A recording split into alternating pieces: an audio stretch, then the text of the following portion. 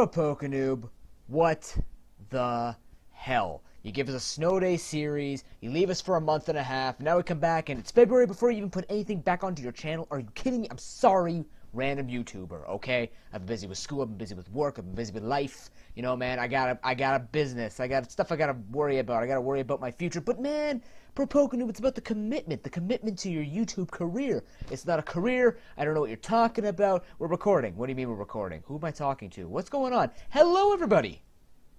Welcome to 2015. I hope that's appropriate to still say when you're in the middle of February. It's weird to say, but we're back.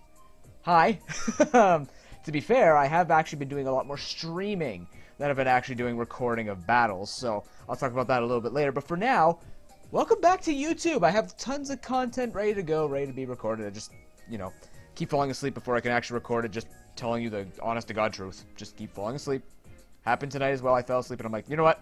Screw it. Waking up 3 in the morning right now. I'm recording something. Getting it done.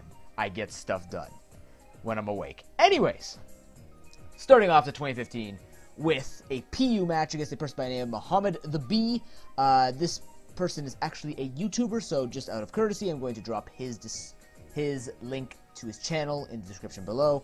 I'm going to tell you right now, this battle, you're going to see my team, which features a lot of interesting Pokemon, just basically outclasses his team. His wall between Slugoo and Lunatone are just going to get destroyed by most super effective attacks on my team, and the rest of his Pokemon, again, will be either outsped or just tanked, and just, my team just has such a better matchup compared to his. So, just to quickly go through my team, I have a Pikachu GIF cosplay, also known as a Pikachu Bell cosplay.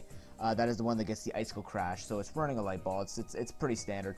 That is a Choice Scarf Haunter that you're looking at right there, which is a very popular set from 5th Gen, if you would recall.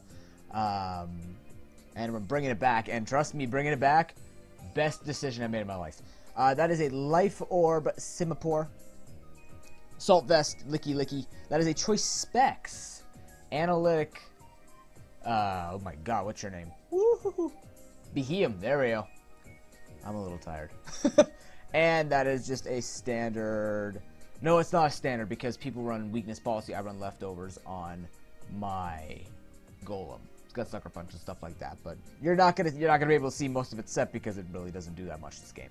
So, regardless, like I said, I have a very good matchup against this team, and in fact, I have such a great matchup.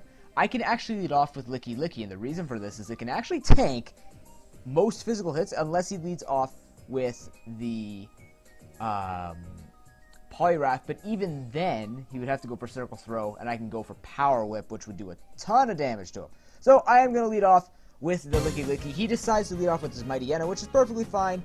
I do have Cloud9 on this. He is going to go for the Sucker Punch, which is a strange move in my opinion because, you know, he still has Speed Speed. But anyways, I'm going to go for the knockoff, which gets rid of his Assault Vest. Now here, if I had known that Frustration was going to do this much damage, I would have just gone for 2 Frustrations. But I thought he would also might switch into something like Lunatone or Slugoo to take a hit. But he is going to switch out into Poliwrath to make a move and go into Golem. This is terrible. I'm going to switch back, and I'm going to go into Beheem. But he is going to go for the Circle Throw, and unfortunately, he forces Balboa back in. I don't want this, but I don't feel bad going in to Beheem again, because even if he goes to Waterfall, it's going to be a decent amount of damage, but I threaten him with Psychic. Now, here I may go silly play and I go for Energy Ball. I should have just gone for Psychic because even though it's, you know, going to be resisted by most things, it will hit everything for very tough damage. So I am going to have to go into Licky Licky now and sack it off. He is just going to go for a Boom Burst Chatter combo.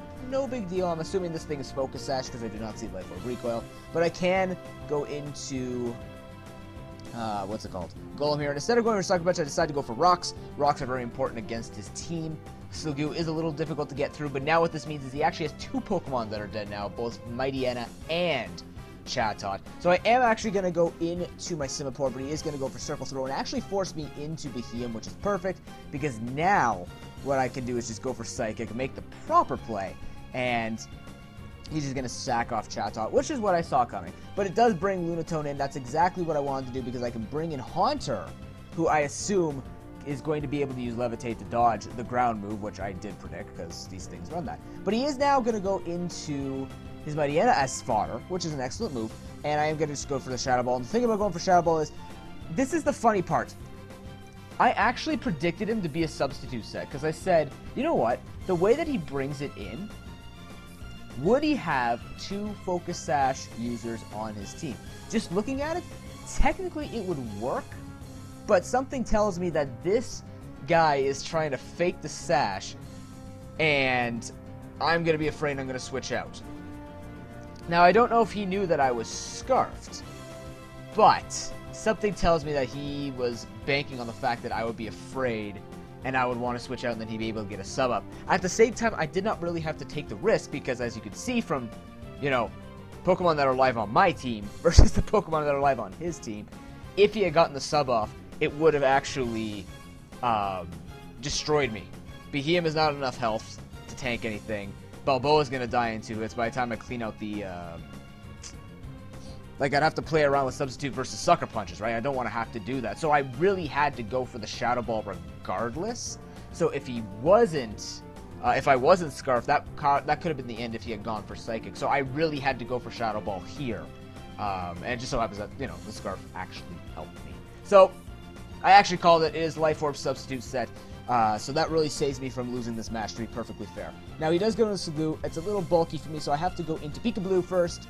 And I figure I was going to try and tank a hit, but he got a crit, which did a lot of damage anyways. But I decided to go for a knockoff as opposed to the Icicle Crash, just because I want to be able to get this to the range where I can come in with something like Haunter and just destroy it. So I am going to go into Simipour, because, you know, screw Haunter. I'm just going to go for the Ice Beam to finish off the Saloo. It does have a lot of special defense, but without Eviolite, it is pretty mortal, let's put it that way. But I can't go for the Grass Knot on the Poliwrath, and he's just going to go for the Waterfall, which is a strange move to me. Circle Throw would have killed, but I'm just going to go with 2 Grass Knots. Kill that thing off. His last Pokemon is going to be Lunatone. And of course, I actually literally have 3 Pokemon with super effective moves, so I'm just going to go into the Gen 5 King to finish it off in style. That was an excellent match. Muhammad the Bee. Comment, rate, and subscribe, everyone. I hope you enjoyed this battle. Just to give you a couple of tidbits at the end of this battle, so like I said, I do have tons of content to come. I have an Are You Suspect test series planned to show you guys, and that's only because I was trying to actually get on the Are You Suspect testing committee of all the people who voted on Dragalge, Superior, and Mega Pidgeot. I unfortunately did not make it. I only made it to 2,000 coil. You need 2,400. It just got to the point where I was flipping my crap because it was just taking too much time. I did over like 40 or 50 battles, and I was driving myself nuts. I couldn't stay on it. But I do want to do a little bit of Chronicles to explain, because I did not agree with the Mega Pidgeot ban, and Superior ban was a little bit up in the air for me. And now it's actually been, like, Superior's banned to OU, and I didn't see that coming. So, that was a little bit questionable to me. Actually, this is Smogon's time of the month, as I'm calling it, because it's tier shift time. Based on usage, and it is a little ridiculous, some of the things that are going on. And of course we have Mega Metagross now that's being suspect tested, and that's something that pissed me off too. And we'll talk about this in another video, of course, but just to let you guys know that I will be doing that, just to show you the devotion that I put into trying to learn the RU metagame and trying to, you know, put together a concise explanation for why certain things, why the Dragalge should have been banned, and why Mega Pidgeot should not have been banned, in my opinion. And Superior, I didn't see anyone on the ladder using Superior. I never ran into a person using it, so I don't know. I didn't really have an opinion on that. But the other thing that I wanted to mention was, like I said, I have been streaming quite a bit, actually. I've been trying to do it at least once a week. If not, because if I keep myself to a rigid schedule, I find that I will think it's too much work. Well, not too much work, but I feel like it's you know, it's time consuming, and that if I have homework or if I have something that I want to do that's, you know, more important to life, that's more important obviously for me to do. So twitch.tv/ProPokeNoob. We will be getting into a semi-pseudo assumed schedule of Mondays and Wednesdays, but I'll put up another video on this. And, of course, there will be a notification video that I will create eventually when I can stay awake, where I will just tell you guys, hey, I'm live. Come check it out. We're actually having a lot of fun. We're not the most popular on there, but with you guys coming in, of course, it would be really fun to get this community in a live setting. So even if you guys don't chat in my comments, you guys could just come watch out. You can lurk around and watch me play a whole bunch of tiers and have fun with it.